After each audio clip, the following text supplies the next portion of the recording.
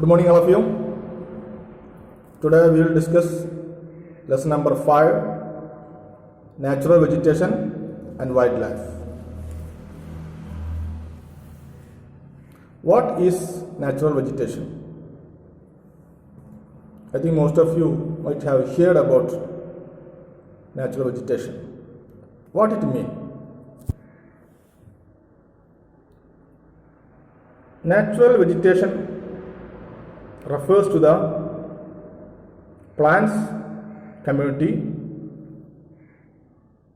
which has been grown naturally without the aid of human. Natural vegetation means the plants which have been grown naturally without the aid of human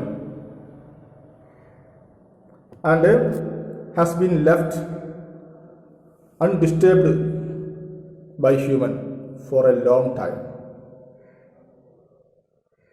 So, natural vegetation means the plants which has been grown naturally without any aid of human. Okay? And the plants which have been left for many years undisturbed by the human.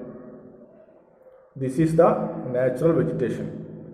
Such vegetation is also called virgin vegetation. Okay? Here we have to explain two terms, flora and fauna. What is flora? Flora denotes the plants of a particular region or a period. Flora means the plants of a particular region or the plants of a particular time or period. Then what is the fauna? Fauna is the animals of a particular region or the animals of a particular time or a period. Okay? So flora is the plants of a particular region or period.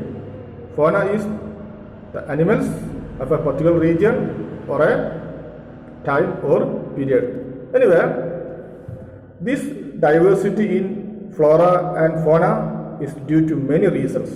There are many reasons for this diversity of this flora and fauna. Let us discuss some of these diversities.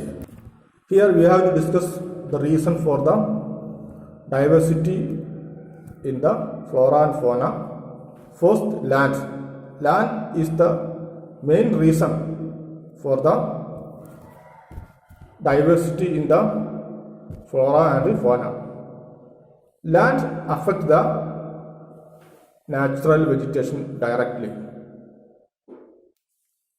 As we know, we can't expect the same type of vegetations or plants in different land forms. For example, in the mountain region, the plants are different from the plain area. It is because of the land forms, which means the plants are different according to the land forms. The plain, the mountain, the lands different. According to this difference, the plants or vegetation will also be different. Okay? The nature of the land influences the types of vegetations. The nature of the land influences the types of vegetations. Okay? Now, soil. Soil also determines the types of vegetations. Okay? Some type of soil can support specific type of vegetations. Some particular plants can only grow a specific type of soil. For example, the paddy need hot and humid climates, which need a clay soil. but the wheat need different climates with different soil. You know, the cacti which can grow only a sandy soil. So soil also very important in the growth of the vegetation. Particular type of soil can only support some type of vegetations. Okay, and another important thing is the precipitation, which means the rain. Rainfall is very important. The areas having more rainfall, the growth of the vegetation will be very fast. Such area is the main location of the forest, because that area receiving more rainfall. So the rainfall or precipitation also very important in the growth of the vegetation or the difference in the vegetation. Temperature also very important here. You know, the Himalayan regions are very cold, though the temperature is very low.